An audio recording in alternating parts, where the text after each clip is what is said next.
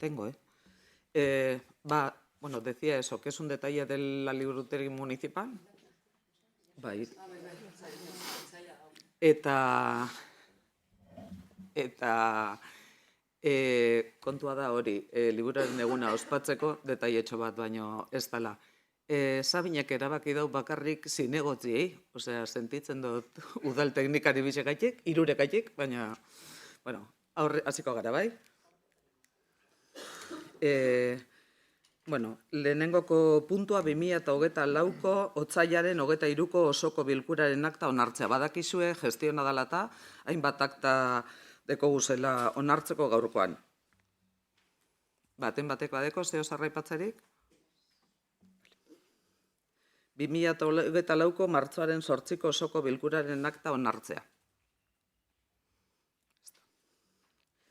Hirugarren puntua, 2024ko martxoaren 22ko osoko bilkuraren akta onartzea. Baten bat badeko zeo zarraipatzerik? Laugarren puntua. Martija hiriguneko bizitegirako hiri lurzoruko eremuaren xehetasun azterlana behin betiko onartzea. Garajerako sarbidearen aldaketa. Ester, mesedez? Bai, hau lurralde batzortan aztertu zen. Orain dela hile batzuk behin-behineko onarpena egin zen espediente honena, eta ordutik ona, ETS-ren txosten bategaitik, garajearen sarbide aldatu da, bestelan bardin joango zen, da batzorde horretan hau betez onartu zen.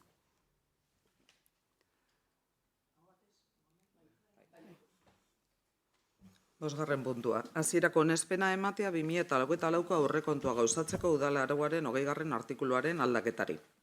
Diru laguntza izendunak. 2024ko transferentzia eta diru laguntza arrunten eranskinari eta Amorebieta Etxanoko udalaren diru laguntzen plan estrategikoari. Miren, mesedez?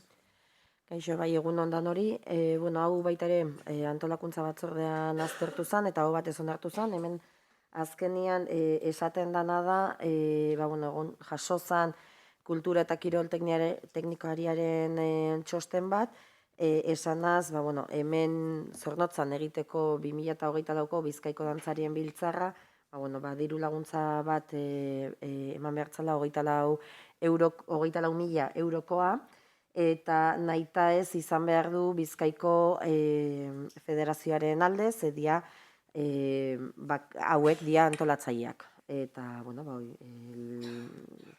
dia 3.500 dantzari inguruk parte hartzen dute, eta ekitaldi desberdinak egongo dira maiatzaren 19an. Egiten dana da, kontu hartzailetzaren txostenak ere esaten dugu egin beharreko aldaketak, eta dia nagusiki diru laguntza izendunetan aldaketa egin, txertatzeko hau, gainea 2024ko aurre kontuen transferentzia eta diru laguntza arrunten eranskina egokitu, eta Amorebieta Etxanoko udalaren diru laguntzen plan estrategikoa ere egokitu partida honekin.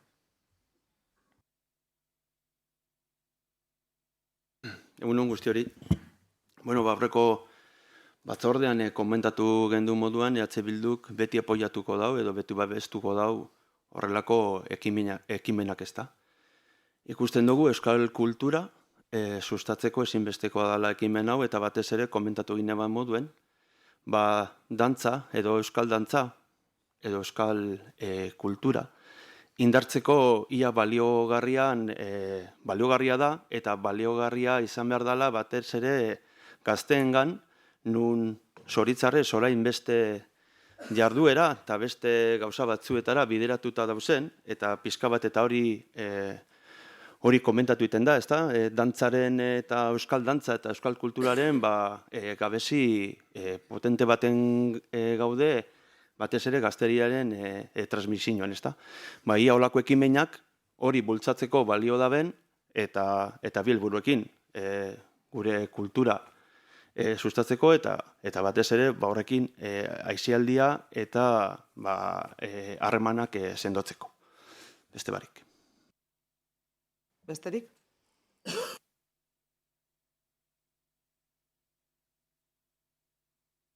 Seigarren puntu, aurrekontu aldaketa hasiera batean onartzea. Kreditu gehigarria, bigarren zenbakia. Miren, mesedez? Hemen egiten dana da, 24.000 euro horiek nundikan erantzi aztertu. Hor, alkatetzako providentziaren ondoren eta eta kontu hartzailearen bitxostenen ondoren, ikusten da bai kreditu aldatu aurreko kontrol iraunkorreko txostenak baiezkoa ematen du edo aldekoa, eta egonkortasun aldetikan ere egokia dela, aldekoa dela. Eta orduan izango litzateke gerakinetatikan gehitzea partida. Aztu intzait, batzordean ere aztertu zen eta hau batez onartu zen.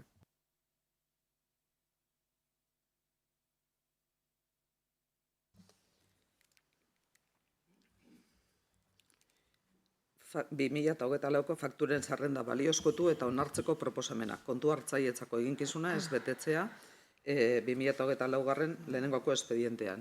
Miren, mesedez? Bai, hau ere batzordean aztertu genuen eta onartu zen, jaso dian fakturak bidia, guztira 43.310,54 euroko guztizko zenbatekoarekin, eta dia bi kontzeptu, mantenimiento de áreas verdes y jardinadas de Amorebieta Etxano, eta bestia mantenimiento de áreas de juegos infantiles de Amorebieta Etxano. Danak dia otsailaren batetik martxoaren 3 bitarteko epeari dagokion zatiak. Hau izan zen, aurreko kontratua amaitzen zen urtarrilaren 31ean, eta naiz eta pasadan urteko urrian hasi genuen kontratazio prozedimentuarekin, kontratu berriaren sinatzea eta adjudikazioa martxan jarriko da martxoaren 4ean. Jarri zen martxoaren 4ean. Eta Fundazion Lantegi Batuak irabazi zuen, aurreko adjudikatuak ere beraiek izan du zialarik. Zerbitzua, oinarrizkoa zen, bitarte horretan, otsailaren 1 eta martxoaren 3 bitartean, beraiek egon duzian ematen, oinarrizkoa zen bezala, jarraitu bihartzalako, eta bialdu diguten fakturak izan du dira merkatuko prezioak, aurreko kontratuan zeuzkaten prezio berdinak, eta, da azkenean onartzea, aurreko faktura hauek, dagokion aurrekontu partida berdinak izanik, haietatik ordaintzea. Eta kontu hartzailetzak, dagokion txostena egin du, eta ikusten da ondo egina dagoela, tarteko epe hori izan eziko.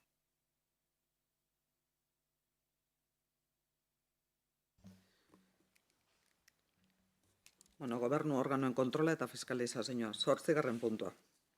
Ondorengo alkatearen dekretuen berri ematea 2024-05-12 kreditu gehigarrien 2024ko lehenengoko espedientea eta egonkortasun txostena. Miren, mesedez?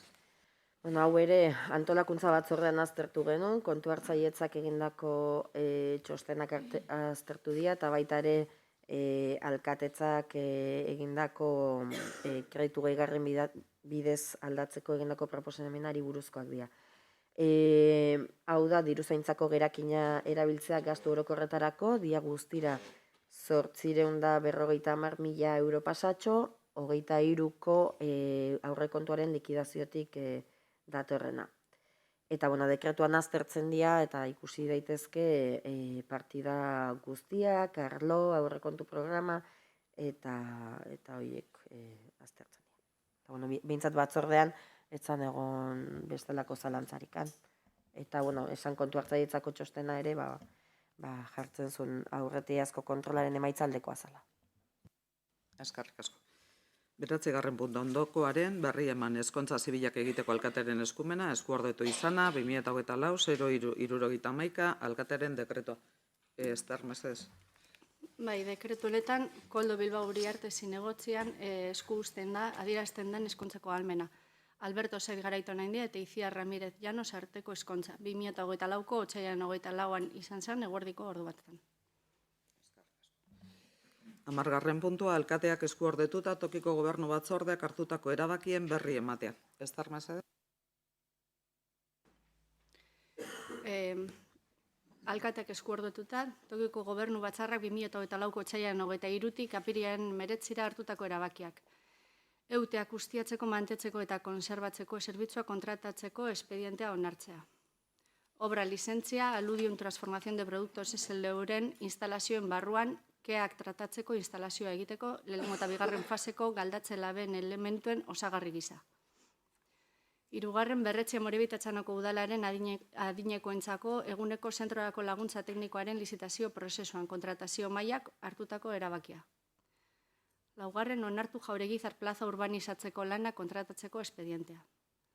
Bosgarren, hasiera batean onartu UR bat Larrea bizitegi Irilur sektoreko lehenengo poligonoko P2 partzelaren xehetasun azterlana. Seigarren, onartu Irilur industrialeko UE13 egikaritze unitateko ituntze batzarra eratzeko eskritura. Zazpigarren, luzatu Zelai eta zentroko haur eta gazteentzako zerbitzuak eta jarduerak eta beste zerbitzu osagarri batzuk kudeatzeko kontratua. 8, Carmen kaleko laugarren zenbakian eta laugarren zenbakian 11 etxe bizitza, lokal garaje eta trasteleku eraikitzeko garabi bat jartzeko lizentzia. 9, onartu Amorebieta-Etxanoko udaleko nagusin etxea dinamizatzeko laguntza teknikoan bateko zerbitzua esleitzeko kontratazio mailak egindako proposamena. 10, onartu Amorebieta-Etxanoko udaleko desgaitasun intelektuala eta garapen desgaitasuna dutenentzako eguneko zentrorako laguntza teknikoa esleitzeko kontratazio mailak egindako proposamena. 11, obra lizentzia Lauazetik ikastolako instalazioak dauden lursailean San Miguel de Udeako auzoan futbol 11ko zelaia eta atletismo pista berritzeko. Eta 12, onartu Amorebieta-Etxanoko udaleko kirol instalazioetarako arreta administrazio kirol eta sorospen zerbitzua kontratatzeko espedientea. Eskerrik asko, Ester. 11. puntua, EH Bildu Amorebieta taldeak egindako galderei erantzuna. Esan. Galdera bat? Bai, esan. Begira, hor esan duzu, lizitazioa, edadeko gentien prozesua, prozesua zer puntuntan dago? Emundako enpresa bateri edo horrendik bakarrika testoa? Bargatu, kirol kudeaketana? Ez, edadeko... Hori esleipena hain dago, ez? Eta eroten daguna da, adjudikazioa esleipena hain dago, eta kontratazioaren mailaren proposamena tokiko gobernuak onartu egin dago. Hori da. Da zein da adjudikatu da? Zintzuri, esan aldozu? Ez dut gogoratzen eupez. Urgatxi, bai, urgatxi, parkatu. Danetan urgatzi. Pasan urtien, bueno, lehen hau modu. Ez du jakin da, horret. Urgatxi da. Ester, zurea ditzamazaz. Bai, puntu honetan, otsaiaren azkenean EH Bildu sartu zen galderai buruz, erantzuna idatziz emon zen, eta orain osoko bilkuran barri emongo da horren erantzunaz. Lehenengo galdera zen,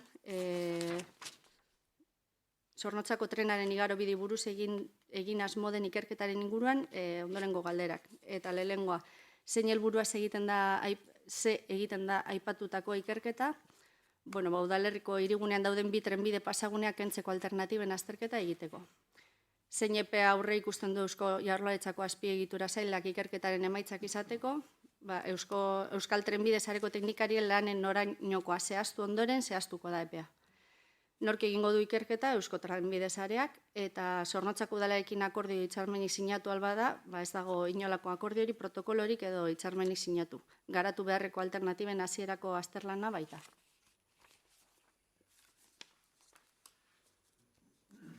Bigarren galdera zan,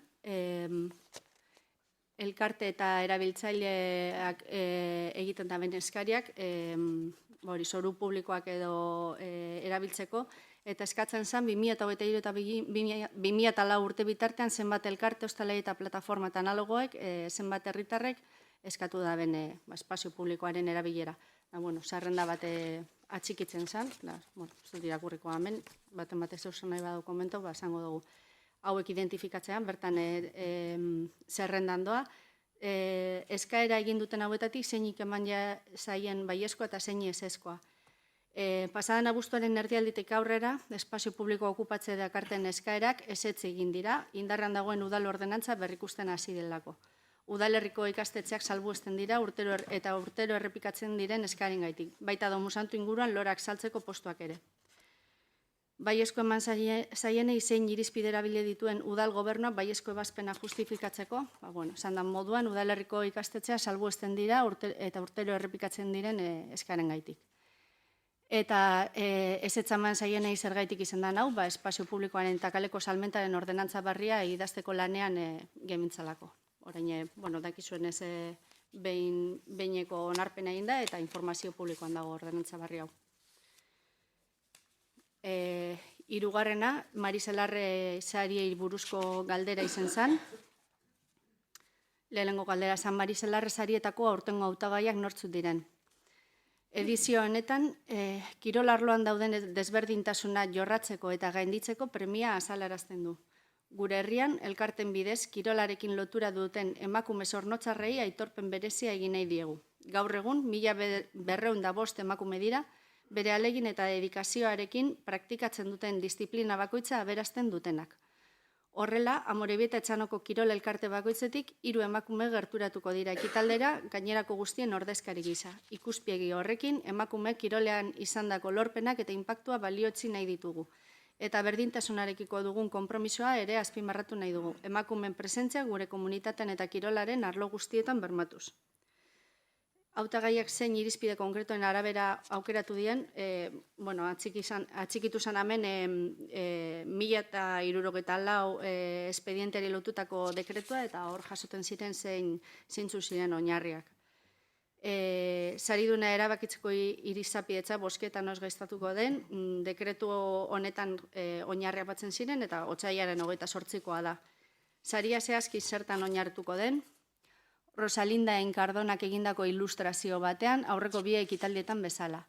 Eta sari banaketaren nondik norakoan, lekua eta ordua, Amorebieta Etxanoko udalak berdintasun sailaren bidez, herriko emakume eta gizonen arteko berdintasuna lortzeko politikak aurrera eramatea du helburu. Politika hauen barruan, herriaren garapenean eta berdintasunak dakarren erronka historikoan, emakumeek izan duten garrantzia aitortzea ezinbestekoa iruditzen zaio udalari. Martxoaren 8 egun garrantzitsua da gure herriaren bizitzan. Berdintasunaren aldeko bide honetan mundu osoan emakume eta gizonen arteko berdintasunaren alde lan egiteko behar unibertsala gogoratzen baitzaigu.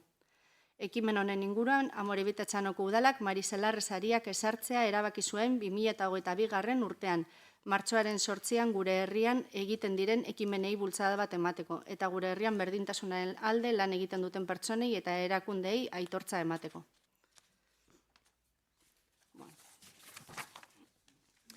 Eta azkenengo galdera, laugarrena zen erroldari buruz. Lehenengo galdetzen zen, udal 2023 eta 2024 urte bitartean errolda eskatu duten kopurua zehaztea. 1152 pertsonak eskatu dute errolda. Urte horien baitan eskatzaileetatik zenbat izan diren naziokotasun espainiarra dutenak eta zenbat ez. Horretatik 673 pertsonak naziokotasun espainiarra dute eta 479 pertsonak ez. Zenbatei ukatu zaien erroldatzea, inori ez zaio ukatu erroldatzea, eta errolda ukatu zaien naziokotasuna, esan den duen, inori ez zaio ukatu erroldatzea. Urrenga puntora joko dugu. Bai, egunon, galdera honek, komentatu duzu moduen, otsaila bukaeran sartu gendu zen, eta hemen gauz, 2 hilabete ostean gai hauek tratatzen, ez da? Apurtzu behia desfasatuta harrapatzen duzku, ez? Eta, kontua da, rofaren 17. artikuluan, udalbatzako kideok galderak egiteko dugun eskubidea eta hauei erantzuna ematea arautzen dela, ez? Eta bertan, ezartzen da, galderei modu personalan erantzun behar zaiela astebetekopean eta publikoki hurrengo osoko bilkuran. Eta, ez bata, ez bestea bete. Izaskun parkatu, baina prozedura zehatz jarraitu dugu. Aste baten, euken gainozenean erantzunak ez danak, ze adibidez padroiak kudeatzen daben langilea bajan egon zan, begok eia bezan galderak eta begori erantzun jakon pertsonalki idatziz honek erantzunak, eta hurrengo pleno ohikoan erantzunen berri ematen da. hori gauzaiten. Aurreko biak izen dira ezoikoak, bata aste santu esalako eta beste martxoaren 8 izan salako. Eskerrik. Barkatu dainoa, aluzinio gaitik. Niri erantzunak pertsonalki zazpiegunetako epean ez jatasan emon. Eta gainontzekoak ez orduan, mesedez ez esan, prozedura zehazki bete dozuenik, barkatu dainoa hitz egiten nago, Orduan ez esan mesedez, prozedura zehazki bete dozuenik, prozedura hori ez dozuenean bete. Ez dozuenan bete, eta legeak esaten dugu erantzun hoiei, Rofak esaten dugu zehazki, erantzun hoiei pertsonalki zazpiegunetako epean eta ondorengo osoko bilkuran. Barkatu, ez dut bukatu, eta ondorengo, bai, barkatu, ze pentsatu dut egon zerrela bosgailuari emoten. Orduen, eta ondorengo plenoan esaten dugu, hoiei erantzuna publikoki eman behar zaiela, guk ondorengo plenoan erantzunik ez genuen jaso. Referentzia inakiela ez dugu katzen. Erantzuna jaso dugula? Ez. Orduan, benetan ez esan, prozedura bete danik, ze ez da bete. Hori bakarrik, aluzio gai. Jasonen lagundu aldiguzu mesedez, osea... Ze esaten dauen momentuz, esaten bat dago osoko bilkura batetan izan behar den, edo edozein osoko bilkura. Ondorengo ohikoan. Beratuko dut gero.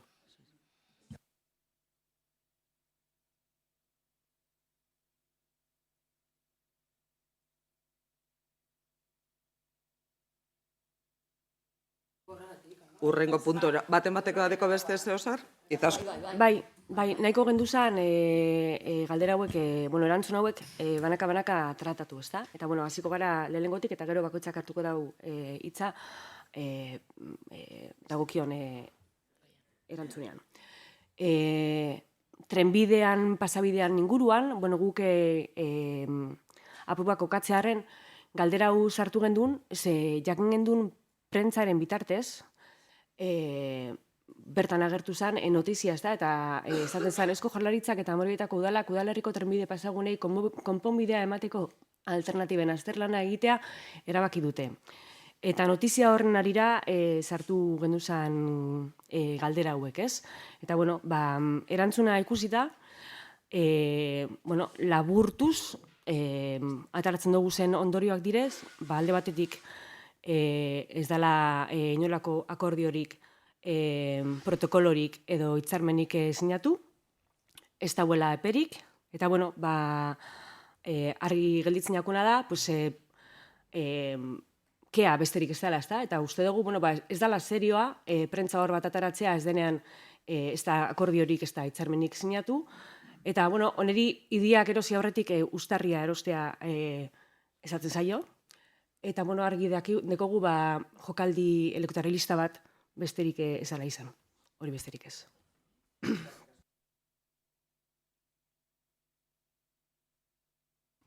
Bai, espentsetan dagoenaz. Zegin oso aste batean, baina hemen dago zure sinadura dago eta martxoaren 6koa da. Osa, aste bete, orduan, ali izan danean, baina prozedura ez da bete. Ez? Ali izan danean ados, hori erosten dutzut, baina prozedura ez da bete. Baina arauak markatzen duen prozedura ez da bete. Parkatu, pentsetan dut biten dauela informazio... Aurrengo dugu, bestela honek ematen dago... Informazioa lortzen da, nien, badago informazio bat, baina ez bagari izan gai... Informazio hau errepikatu diguzue... Zerrendak eta datu konkretuak eskatzen dozu esenean, lan bat dago atzetik horiek lortzeko. Azkenien holan da. Eskaera bat zen, 2023 eta 2024 artean, espazio publikoa erabiltzeko egon ziren eskaeren zerrenda bat. 2023koak jaso dugu, 2024koak ez dagoz. Bentsa lehenengo hiruileko horretan, nik uste posible izango litzatekela, emotea, makarrik emon dozkuzuez, 2023koak. Eta badakigu 2024an egon direla, eta...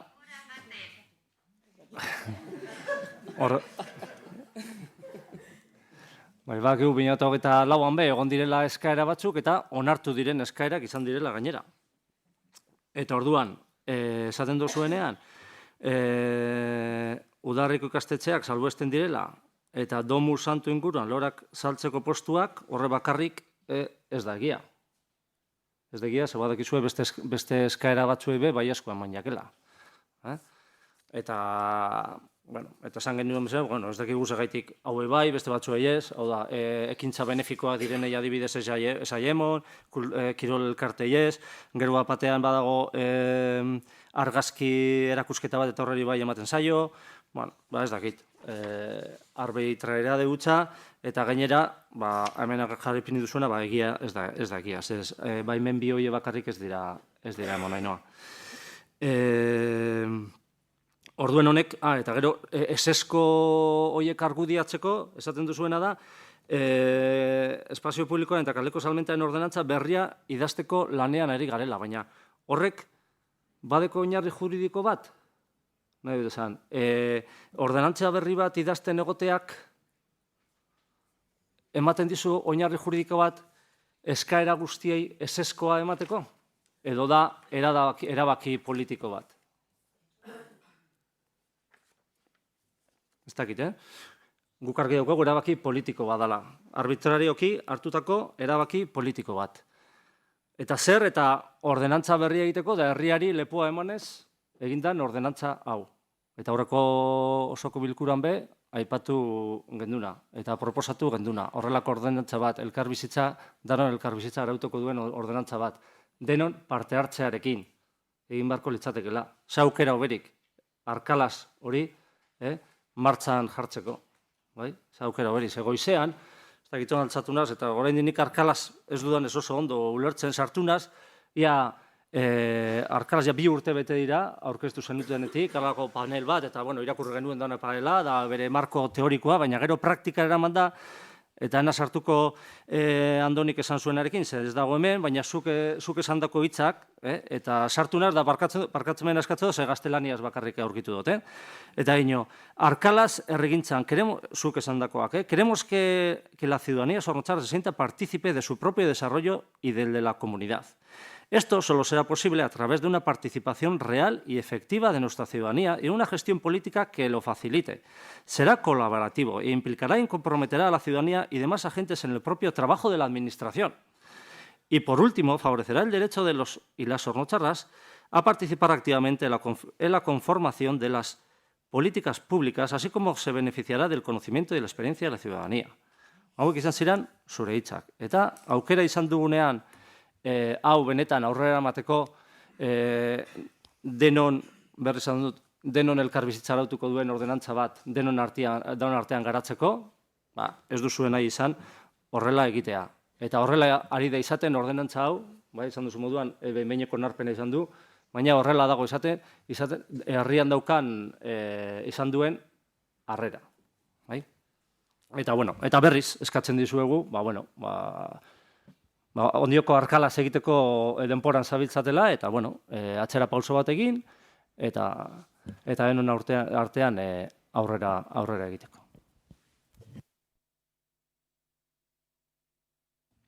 Nik Mariselarren sarien inguruan, egia apurtzu bat surrealista dela ez, 2 hilabete eta ondoren egon behar izatea Mariselarren sarien inguruan hitz egiten, izaskunek esan duen moduan, erabat, galdera hauen erantzuna, dira erabat, eta gaiak berak, daude erabat desfasazut.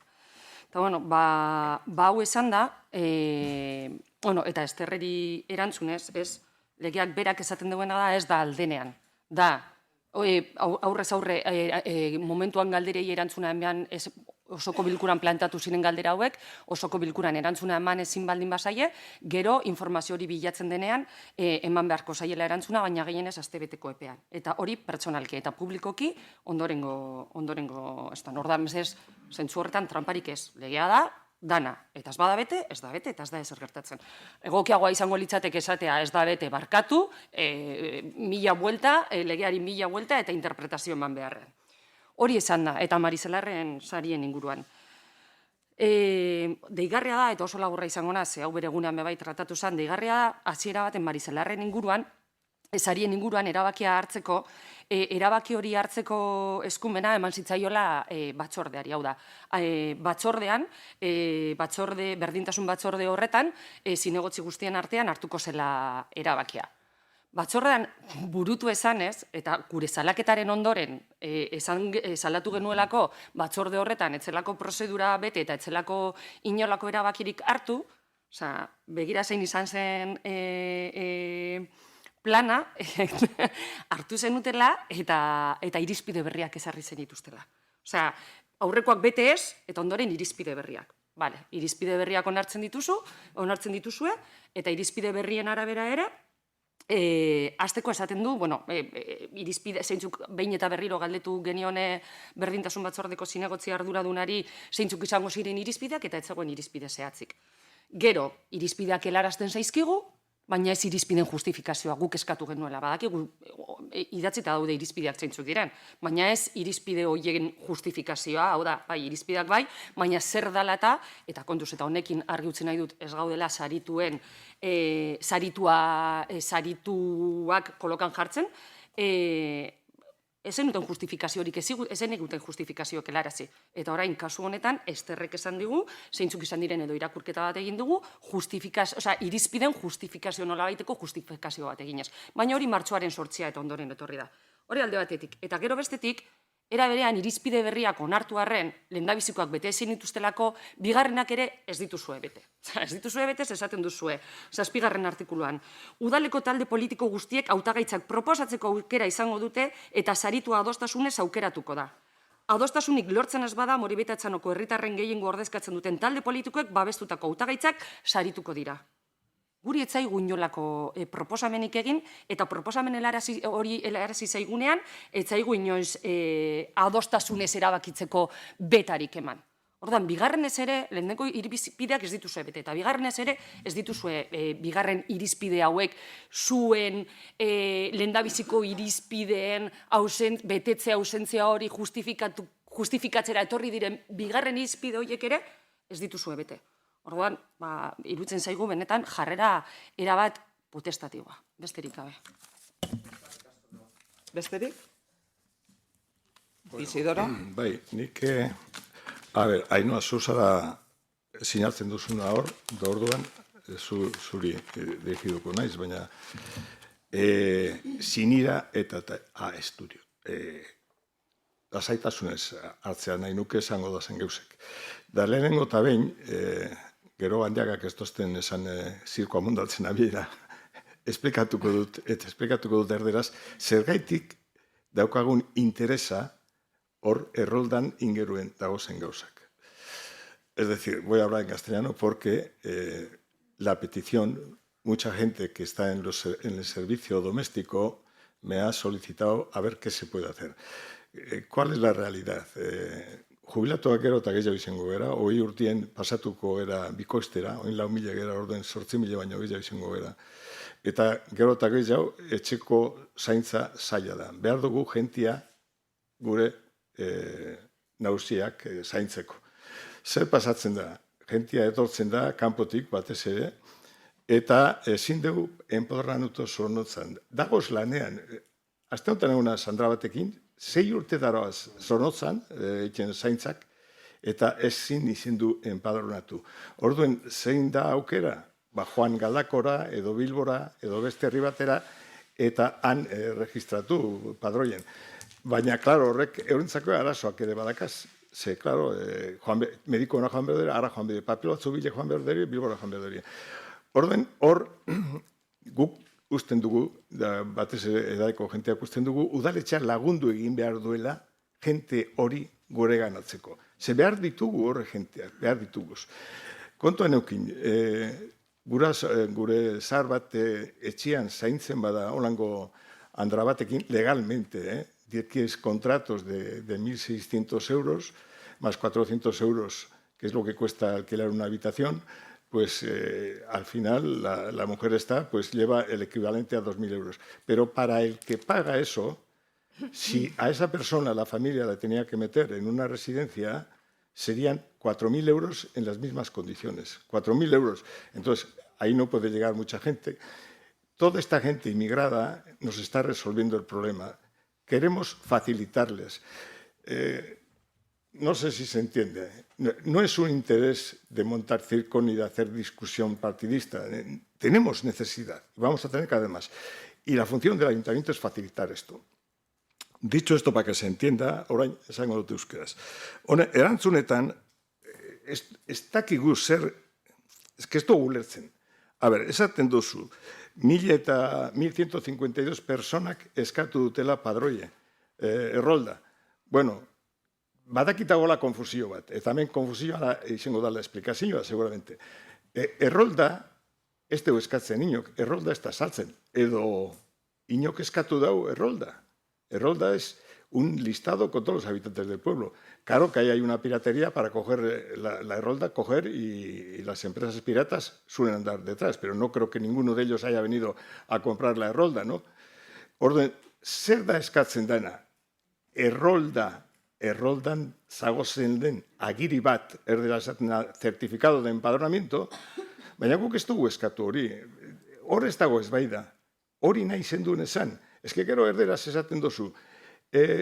Se han solicitado 1.152 empadronamientos. Claro, el padrón es la lista. El empadronar es el acto por el cual metes a una persona en esa lista. Y empadronamiento es la acción de empadronar. Eta euskeraz berdina da, ez? Errolda da gauza bat, erroldatu da beste bat, erroldan sartzea, da erroldatzea da permitir la acción de erroldan sartzea. Orduen, es que sin división, no, por muchos números que hagamos, Ainhoa, resulta que en un año la población ha crecido una morita del 22 al 23 en 114 personas. 110 son nacidos natales. Entonces, no había explicación. Entonces le estuvimos dando vueltas. Y claro, luego dices, inori esaio ukatu erroldatzea. Hor ya hice erabili duzu correctamente, erroldatzea. La acción de empadronar no se la ha negado a ninguno. Da erderaz bezaten duzu berdine. Baina, claro, ni egon naiz gentiekin hautemadrona, herritar movimintuen, eta hori ez dut esango dala gezurra. No voy a decir que es mentira, porque mentira es decir una cosa incorrecta a sabiendas, con el ánimo de engañar. Y no creo que la hayas hecho eso. No será mentira en ese sentido, pero no es verdad. Porque este mismo año, en este ayuntamiento, se le ha rechazado la posibilidad de empadronamiento, de la acción de empadronar a una persona, un africano. Se le ha negado hace un mes. Y si no me crees, hay aquí el testigo que lleva esos temas, Tximi Solagoren, berak daukazu testigo modura. Gorua duzu jakin, nik esaten dutena egia dan edo estan. Orduen, claro, horregin zan batzar bat, Jon Bilbao eta, bai? Koldo Bilbao, parkatu, izinak. Bueno, egin zen duten bilera bat con las organizaciones populares que llevan el tema. Guri nos disteis la espantada, no nos avisasteis. Llegasteis a un acuerdo verbal, ya hace más de 2 meses, pero al mes siguiente todavía hemos tenido el caso del africano ese que puede explicar Chimis. Dejarnos fuera de juego, estáis haciendo una mala política, porque nosotros nos enteramos luego, de todas formas. Bueno, en definitiva, lasaiz hartuta. Ikusten baduzue, beharrezkoa dela, udaletxeak que no siga una línea restrictiva. Por supuesto, si es un asesino en serie, no hay que darle paso en la Morellita, que se vaya al desierto. Pero para los que vienen a trabajar, hay que ponerles alfombra roja, no restricciones. Y entonces pedimos que el SAC, cuando venga alguien a pedir, no lo rechace, como ha rechazado en este caso. No sé los del año anterior, pero claro, si no puede pasar el filtro del SAC, pues el ayuntamiento no rechaza a ninguno, porque ninguno puede entrar en el filtro.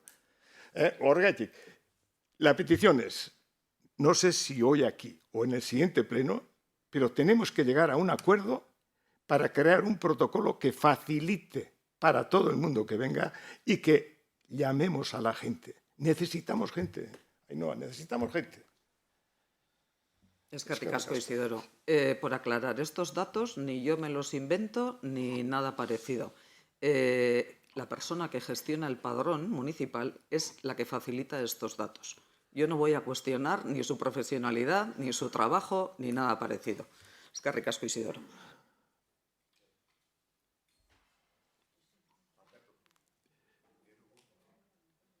Esan, Isidoro. Tximis, Tximis ditzizu. ¿Por qué no? Cerramos el pleno y te doy la palabra. ¿Sí? Eskerrik asko. Azkenengoko puntua eskariak eta galderak dira. Baten batek badeko, zeo zer esaterik? Vale. Eskerrik asko. Bukatutzat ematen dugu plenoa. Y ahora sí, Chimi, por favor, la palabra es tuya.